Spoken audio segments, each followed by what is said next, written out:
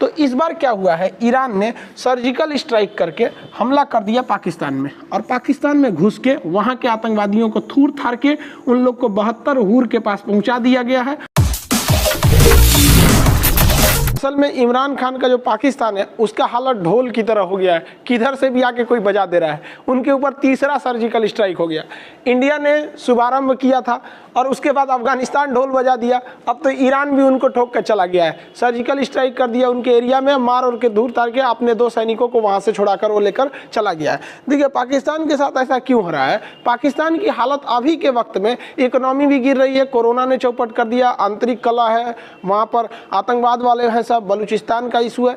पाकिस्तान ऐसी क्राइसिस से जूझ रहा है कि इमरान खान की हालत वैसी हो गई है जिसके साथ ये घूम रहे हैं फिलहाल। ये पाकिस्तान की जो नींव ही रखी गई थी वो एक गलत नियति के हिसाब से रखी गई थी। शुरुआत में वो लोकतांत्रिक देश था, बाकी आगे जाके उसने एक इस्लामिक राष्ट्र का कल्पना कर लिया और वहाँ पर अन्य धर्मों के ऊपर ज्यादती करना चालू कर दिया। वहाँ पर हिंदुओं के साथ कोई उल्टा सीधा काम कर दो, सिख के साथ, जैन के साथ, बौद्ध के साथ, ये लोग सब लोग वहाँ से भागने लगे और पाकिस्तान से ये लोग का पलायन चालू हो गया। अलग अलग देश में ये लोग शिफ्ट होते गए क्योंकि जान बचाना यहाँ पे जरूरी था। इसके बाद जब इन लोगों ने देखा कि भैया हम लोग इस्लाम का डर दिखा के इस्लाम के हिसाब से बाहर वालों को, बाहरी धर्म वालों को हम लोगों ने बहुत सताया, वो लोग भाग गए। जब वो लोग भाग गए, अब इनको कुछ नहीं मिला, तो अब ये पाकिस्तान अपने में ही कहने लगे कि भाई अब हम लोग इस्लाम, मतलब जो बाकी के लोग थे उनको तो भगा दिया, अब इस्लाम का शुद्धिकरण करने के लिए इस्लाम में काटाकुटी चालू कर दिया। सभी सब अब काटने का आदत लग जाएगा तो खौरा जाएगा, सब में काटाकुटी चालू कर देता। अब इसमें शिया, सुन्नी, वहाबी, अहले हदीस, बरेली, दुनिया भर का तामझाम हो गया भाई। तो कभी ये लोग अहमदिया को मारने लगते। हद तब हो गई कि अहमदिया को इजराइल जैसा देश वैल्यू देता है, जबकि पाकिस्तान जो खुद को इस्लामिक देश कहता है वो अहमदिया को वैल्यू नहीं देता है। कहता है कि अहमदिया लोग मुसलमान ही नहीं हो पाते हैं। वहाँ पर जो हजारा मुस्लिम हैं उन लोग को वो मार देता है, नरसंहार करके काट देता है। मतलब ये बताइए, छोटे छोटे बच्चों को मार देता है, बलूचिस्तान के लोगों को मार देता है, नरसंहार खुलेआम बलूचिस्तान में मारधार होते रहता है, यहाँ पे ये लोग मार देते हैं। तो जो इनके देश के माइनॉरिटी हैं ये उनको ये लोग जानवरों की तरह मार देते हैं। तो माइनॉरिटी को भाई आपको ख्याल रखना चाहिए। हमारे देश में माइनॉरिटी के लिए एक मंत्रालय है, हमारे देश में अनुच्छेद 29 जो है स्पेशल एक आर्टिकल है माइनॉरिटी के एजुकेशन से रिलेटेड, ये सब चीज़ें, उनका आरक्षण वगैरह हर चीज़ दिया जाता है और यहाँ पे खुलेआम मार और के रद्द कर दिया जाता है इन लोग की आवाज़ को। उसके बाद भी इन लोग का मन नहीं भरता है। मतलब अपने देश में माइनॉरिटी को ये जानवर की तरह रखेंगे तो दूसरे देश में तो इसका असर पड़ेगा। अब बलूचिस्तान का, ये जो पाकिस्तान का ये राज्य है बलूचिस्तान, ये तो अलग होने की मांग कर रहा है। इससे इसकी जो सीमा लगती है ये ईरान से इसका ये बॉर्डर लगता है। अब ये लोग वहाँ पर भी रहते हैं लेकिन ईरान में शिया की अधिकता है, वहाँ पर ये लोग क्या हो जाते हैं, अल्पसंख्यक हो जाते हैं। सुन्नी जो लोग हैं यहाँ पर वो लोग अल्पसंख्यक माइनॉरिटी हो जाते हैं वहाँ पर। ये जो सुन्नी लोग थे लोग यहाँ पर, ये बलोच वगैरह पर अत्याचार वगैरह करने के बाद अब इनका क्या कहना है कि ईरान में इन लोग की संख्या कम पड़ जाती है। अब इनकी संख्या कम पड़ जाती है तो यहाँ पर अपनी माइनॉरिटी को मार दिया, उसके बाद ये इसके देश में एंट्री मार दिए सब, एक नया आतंकवादी संगठन बना के जिसका नाम रखा है जैश-उल अदल। ये जो जैश-उल अदल जो है, जैश का मतलब होता है सेना, फौज, जैसे जैश मोहम्मद, ऐसे करके बहुत सारा आतंकवादी संगठन। ये क्या कह रहा है कि ईरान में जाके हमला कर देता है कि तुम यहाँ पर सुन्नी पर अत्याचार ना करो, जबकि आप अगर देखेंगे तो ईरान के ऊपर कभी भी इस बात का आरोप नहीं लगा है कि वहाँ शिया सुन्नी का बवाल होता है। हालांकि ईरान में जब ईरानी रिवोल्यूशन हुआ था, वहाँ अमानुल्लाह खोमैनी जब आए थे तो एक अलग मैटर है जब वहाँ पे जो भी ये रिवोल्यूशन हुआ था, लेकिन वहाँ पर 80% से ज़्यादा आबादी वहाँ पर शियाओं की है। लेकिन वहाँ पर कभी भी आप नहीं देखेंगे कि शियाओं ने क्या किया, सुन्नी के ऊपर बहुत ज़्यादा ब्लास्ट कर दिया, ये सब टाइप का नरसंहार नहीं होता है। लेकिन पाकिस्तान में बहुत ज़्यादा नरसंहार होता है और इन गधों ने क्या किया है, कहा है कि जो यहाँ पर माइनॉरिटी रह रहे हैं ना, इनको तुम मत मारो।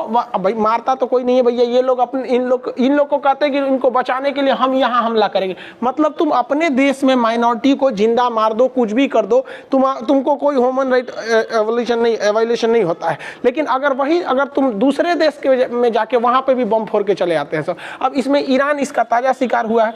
ईरान में ये लोग कई बार हमला कर चुके थे। ईरान में इन्होंने 2017 में यहाँ पे रिवोल्यूशनरी गार्ड के ऊपर हमला किया था। एक्चुअली ईरान में जब रिवोल्यूशन हुआ था तो सद्दाम हुसैन काफ़ी ज़्यादा इराक से ईरान के ऊपर प्रेशर बनाए थे, इसलिए वहाँ पर एक रिवोल्यूशनरी गार्ड नाम की एक फौज बनाई गई। ये क्या थी कि फौज में से ही जो कुछ चुनिंदा फौजी थे उन्हें निकाल कर बनाया गया था रिवोल्यूशनरी गार्ड। इसी के कमांडर थे कासिम सुलेमानी, जिसे पिछले साल डोनाल्ड ट्रंप के इशारे पर ड्रोन हमले में इराक में मार के गिरा दिया गया। 2018 में भी हमला हुआ, दो बार 2018 में जो जैसुल अदल जो संस्था है, आतंकवादी संगठन है, उसने 2 बार 2018 में हमला किया। एक बार चाबहार पोर्ट पर हमला किया था, तो हालांकि चाबहार पोर्ट पर कोई ज़्यादा इफेक्ट नहीं पड़ा। फिर 2018 में ही एक बार हमला करके 12 रिवोल्यूशनरी गार्ड को वो लोग बंधक बना के पाकिस्तान में लेकर चले आए थे, जिसमें एक रिवोल्यूशनरी गार्ड की मृत्यु हो गई थी। बाकी 9 को लोग वापस नेगोशिएट करके छुड़ा लिए थे। वहाँ पर 2 रिवोल्यूशनरी गार्ड ईरान के वहाँ पे बच गए थे। तो इस बार क्या हुआ है, ईरान ने सर्जिकल स्ट्राइक करके हमला कर दिया पाकिस्तान में, और पाकिस्तान में घुस के वहाँ के आतंकवादियों को थूर थार के उन लोग को 72 हूर के पास पहुँचा दिया गया है, और वापस उन दो जो रिवोल्यूशनरी गार्ड थे उन्हें ईरान ने वापस ला दिया है। अब पाकिस्तान कह रहा है, भारत के ऊपर इल्ज़ाम लगाता है कि यही मन बढ़ा दिया है, अब कोई भी हमको बजा के चला जा रहा है, मंदिर का घंटा बना दिया हम लोग को। अब भाई तुम ऐसा कांडे करेगा तो क्या होगा। ईरान हमारे लिए ज़रूरी है क्योंकि चाबहार पोर्ट उसने दे रहा है। आपको याद होना चाहिए कि ईरान में यहाँ एक मरुस्थल है, नक्शा के क्लास में आपको पढ़ाए हैं, दस्त-ए-लूट का मरुस्थल। ये दस्त-ए-लूट मरुस्थल यहाँ पर है, और ये बलूचिस्तान का एरिया है, पाकिस्तान में अशांत रहता है। तो आप पाकिस्तान की मंशा देख सकते हैं ये किस तरह से यहाँ पर हो गया है। यहाँ पर माइनॉरिटी के लिए बहुत दुर्दशा हो गया, ये दूसरे को बहुत ज़्यादा सताने लगते हैं। अब जैसे अफगानिस्तान को ही देख लीजिए, अफगानिस्तान अभी अर्थव्यवस्था को लेकर परेशान है। वहाँ के तालिबान वालों ने बामियान में महात्मा बुद्ध की मूर्ति पर बम लगा के उड़ा दिया, जबकि महात्मा बुद्ध की पहाड़ काट के वो सबसे प्राचीन मूर्ति थी वहाँ पर। अगर उस मूर्ति पर, महात्मा बुद्ध की मूर्ति को सजो के रखता तो टूरिस्ट से कितना ज़्यादा वो कमा लिया रहता। हम लोग के बिहार में भी अगर आप देखेंगे तो राजगीर में, नालंदा में कितने बौद्ध भिक्षु आते हैं वहाँ पर, गया में देखने के लिए महात्मा बुद्ध के स्थलों को। पाकिस्तान भी माइनॉरिटी का ख्याल रखता, वहाँ पे जो सिख समुदाय हैं, यहाँ जो हिंदू समुदाय है वहाँ के, उन लोग के धार्मिक धरोहरों को सजो के रखता, और उस पर अगर वो 100 रुपये भी टिकट लगाता ना तो जैसे वहाँ पे गुरुद्वारा पे भी सुरक्षित नहीं रह गया, वहाँ भी उल्टा सीधा लोग बयान दे देते हैं। जो मंदिर वगैरह है उसको तो कम से कम सुरक्षित रख देते, और जो भारतीय वहाँ पे दर्शन करने के लिए श्रद्धालु जाते उनकी सुरक्षा की गारंटी देते।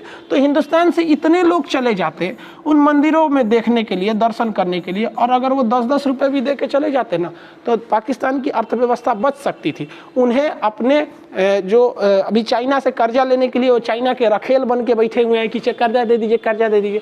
सऊदी अरब वाला कर्जा दे देता है, तो कर्जा लेके चलते। भाई साहब, टूरिस्ट में बहुत बड़ा बिजनेस होता है ये टूरिस्ट, तो सबको मिला के रखेंगे, आपका देश शांत रहेगा तब ना लोग आएंगे आपके यहाँ।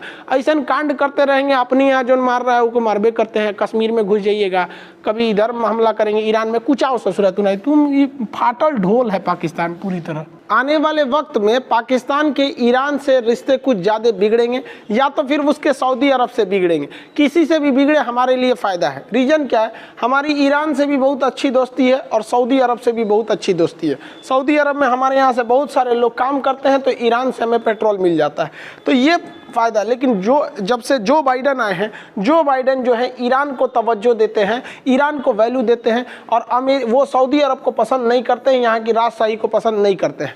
इसका मतलब अब सऊदी अरब के ऊपर दबाव बढ़ेगा और ईरान से प्रेशर हट जाएंगे, जिस वजह से मजबूरी में पाकिस्तान, देखिए पाकिस्तान भी एक सुन्नी कंट्री है, सऊदी अरब भी सुन्नी कंट्री है, तो ये दोनों मिलकर ईरान के ऊपर प्रेशर बनाएंगे। ये भारत के लिए बेहतर होगा, क्योंकि इसी पाकिस्तान के प्रेशर को न्यूट्रलाइज करने के लिए ईरान दबकर अपने प्रेशराइज महसूस करेगा और भारत को चाबहार के थ्रू रेलवे लाइन की कनेक्टिविटी को सुगमता से उपलब्ध करा देगा। अब इन लोग के सामने गजब समस्या आ गई है। ये ट्रंप के शासन में ये लोग बहुत उड़ रहे थे। ट्रंप का शासन जो था ईरान के लिए एक ब्लैक एरा के तौर पे था। ट्रंप जैसे चले गए, आप देखते होंगे ईरान अब खुल के आ रहा है, क्योंकि ट्रंप के शासनकाल में ईरान को बहुत दबाया गया था, उनके वैज्ञानिकों को मार दिया गया, सेना प्रमुख को मार दिया गया, कासिम सुलेमानी। तो ईरान के ऊपर एक प्रेशर था, उसके सेना का मनोबल कम हो रहा था। अब इस सेना का मनोबल कैसे बढ़ाया जाए, तो सेना का मनोबल बढ़ाने के लिए थूर दिया गया पाकिस्तान के बलूचिस्तान में घुस के ईरानी रिवोल्यूशनरी गार्ड द्वारा, और वहां के आतंकवादियों को कूच कांच के, और जो उनके सैनिक जिन्हें बंधक बनाया गया था वापस लाया गया, जिससे कि ईरान का थोड़ा मनोबल भी बूस्ट हो गया। और ईरान ने दिखा दिया है कि अब जो बाइडन आ गए हैं, अब वो धीरे धीरे अपना विस्तार करेगा। अब पाकिस्तान के लिए गड़बड़ है, सऊदी अरब के लिए भी गड़बड़ है। इस ससुरे लड़ते रहो लोग, भाई साहब हमको यहाँ से तेल चाहिए, यहाँ से रोजगार चाहिए, तेल खत्म, तुम लोग का खेल खत्म। आई होप आप इसे समझे होंगे।